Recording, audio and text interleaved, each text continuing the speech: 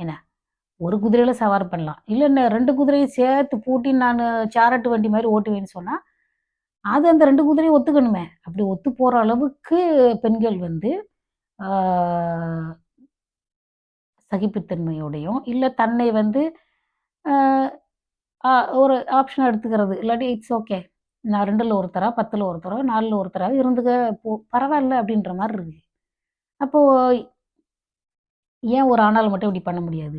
ஏன்னா பண்ண முடியாது. ஏன்னா அவங்களுக்கு வந்து அப்படி அதாவது ஆண்களுக்கு வந்து ஒன்றுக்கு மேற்பட்டவங்கள காதலிக்கக்கூடிய பரந்த சிந்தனை இருக்கு.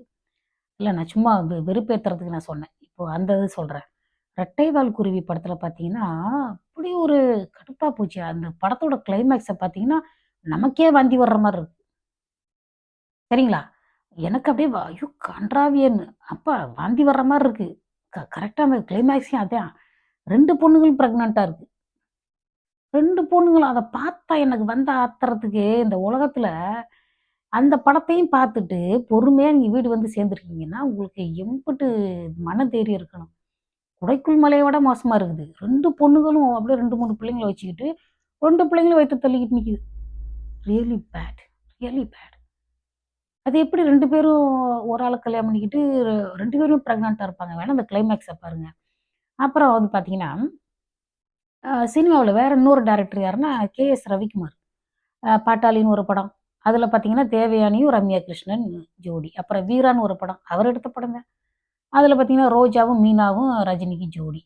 அப்புறம் என்ன ஒவ்வொரு படத்துலயும் அவர் 2, 2 ஜோடியா வச்சிருப்பாரு. அது உண்மையிலே டிஸ்கஸ்டிங்கா இருக்குது. அசிங்கமா இருக்கு. இப்போ எங்க தோட்டத்துல தண்ணி மொற போடுவாங்க. இல்ல எனக்கு தெரிஞ்ச உதாரணத்த தான் சொல்ல முடியும். ஒரே கேணி இருக்கும்.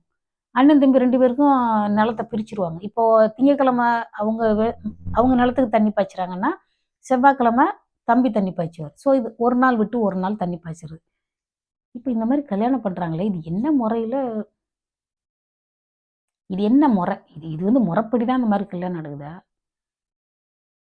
அதாவது ஒரு ஆண் வந்து 2 பெண்ண கல்யாணம் பண்ற மாரி, ஒரு பெண் வந்து 2 ஆண கல்யாணம் பண்ணிட்டா, அது எவ்வளவு நம்மளால தாங்கிக்க முடியுமா சொல்லுங்க? நம்ம சின்ன பிள்ளைகள் நான் அது முருகனோ, இப்ப சிவபெருமானுக்கு வந்து தலையில வந்து கங்கை இருக்குன்னு சொல்றாங்க. அது வந்து கங்கை ஒரு பெண்ணாலாம் நீங்க எல்லா நதியும் பெண்ணா தான் நம்ம பார்க்குறோம். பெண்ணா தான் சொல்றோம்.